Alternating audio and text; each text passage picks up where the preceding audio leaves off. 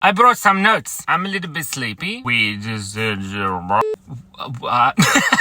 got a coffee. Everything will be fine. This is the Kontinuing Kuga car conundrum. That's a little emotional. The car broke down. So we're in this hire car, which is very expensive. Long story short, we took the Kuga car conundrum to the mechanic. And the mechanic said, hey, it's the high pressure fuel pump. Do you want us to fix it? And I said, yes. And he said, should be ready by tomorrow. And then he did that and he's like, there's something else wrong with it. So I called him every 45 minutes. His name was Jared. He's fantastic. What a wonderful man. He put up with me calling him every 45 minutes. But I made him laugh every time. On the phone, I didn't give him a kiss. I nearly hugged him at the end. But long story short, anyway, there was a high pressure fuel pump. I've got this written down properly somewhere. I don't know where it is. Then they said, oh no, there's something wrong with the something, the low pressure fuel pump or something. So then they said, do you want us to fix that? I'm like, yeah, let's fix the low pressure fuel pump. And then he's like, okay, so it might be something else. We'll have to take the petrol tank out of the car and then fix it. I'm like, okay, that's fine. And this is like a week and a half later. So then he said, yeah, should be ready to go Wednesday, Thursday, as far as we know, as long as something else doesn't go wrong with the car. And I'm like, okay, that's nice. Then they replaced the fixie fuel tank smashy whatever, I don't know. I rang him up and I said, oh my gosh, is it ready? And we were waiting in the park because our accommodation ran out at the Airbnb, also very expensive. So who needs money? Then we're waiting in the park, right? So he said, call me back. I should be ready by 4 p.m. So I called him back at 2 o'clock. I said, Mr. What's face? What's going on? Jared. He was very kind. What a man. Not many people can put up with me talking to them every 45 minutes. Anyway, so then he said, okay, they took us for a test drive. They seem to have fixed the high pressure fuel pump and the low pressure fuel pump and the medium pressure fuel pump and everything. And then one of the coolant things fell off or something. And he said, this is a pretty easy fix. We should have you on the road by 4 o'clock this afternoon. Oh yeah, that's right. Yeah, anyway, I'm getting a bit of this mixed up because who knows? Anyway, then we're waiting in the park. Then I called him at 2 p.m. That's right. The order of events doesn't matter. It's insane. So then we picked up the car from Jared. I had a great exchange with Jared because I was sitting in the office. I had to I went and saw him and then I had to leave and then come back after 15 minutes because he hadn't done the paperwork. But when I got back after 15 minutes, he still hadn't done the paperwork because he was super, super busy. So then he did the paperwork while I was sitting there in front of him and I said, okay, I'll try as hard as I can not to look impatient. So I'm sitting there, looking, just pretending that I'm having the best time on my phone, but really I'm just staring at nothing. He finished the paperwork, handed the car over to me, and he was lovely. He showed me pictures of his kids, and then he said, make sure you call me. This is on Friday at 3 o'clock, nearly 4. Make sure you call me when you get home so that I know, because everyone here is emotionally invested, right? So then we had to drive from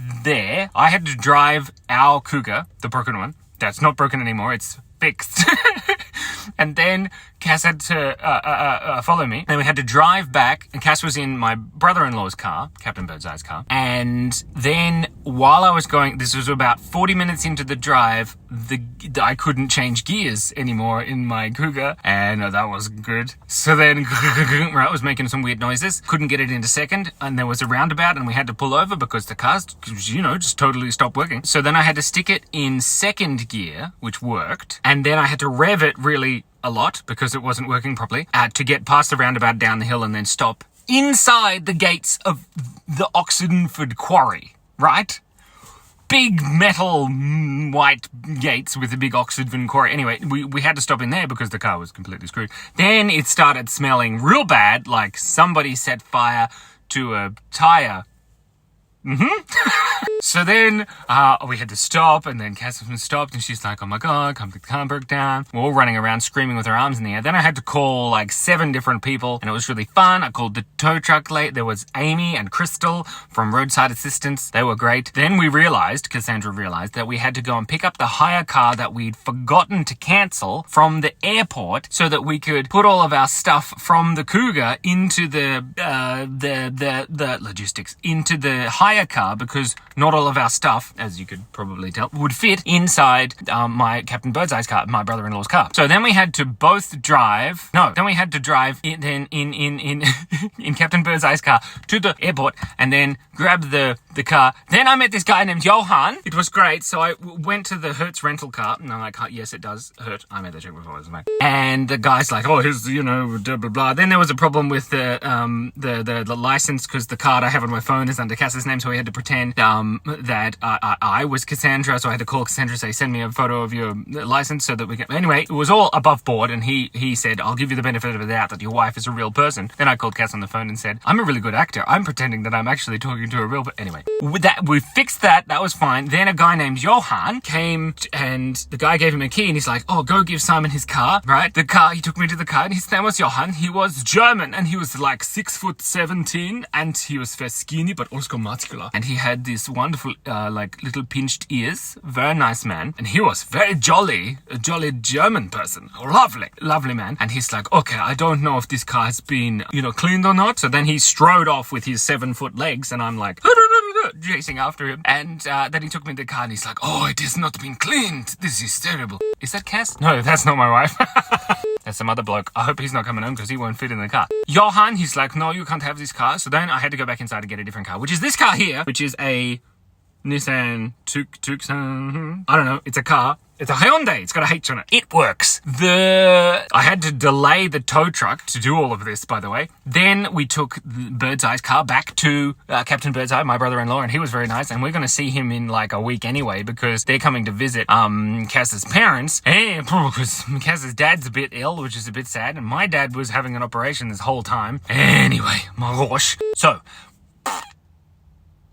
where was I? We had to take everything from our Kuga and put it in this car, which it didn't really fit. So we had to sort of cram everything in the middle and the back, and everything was all... And then we had to drive 3.5 hours to Coffs Harbour, which is where we are now, last night, and we arrived at like midnight. Then we slept, and then I woke up at 5 a.m. because I'm like, oh my gosh, hey, we are. And here we are, right now, talking to you. I also forgot to put my hours in for work because of all of this. So we're not going to get paid. This is probably the most expensive holiday that we've ever had. But I'm so grateful that we've been able to use all of our savings.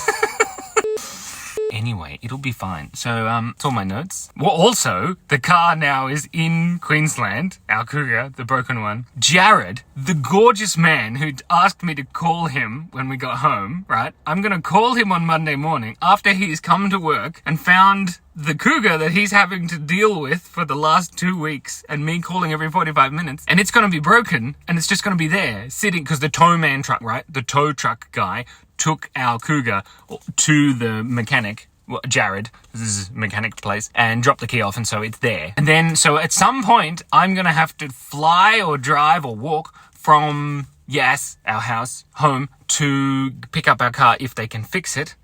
I don't know, but we've already spent $2,500. And then I'm going to have to drive it home. So there's a road trip. Good times. I think my other brother-in-law is quite keen. We can go for a drive. It'll be great. I think that's all. The children are quite tired because they're 9 and they've only got like 5 hours sleep.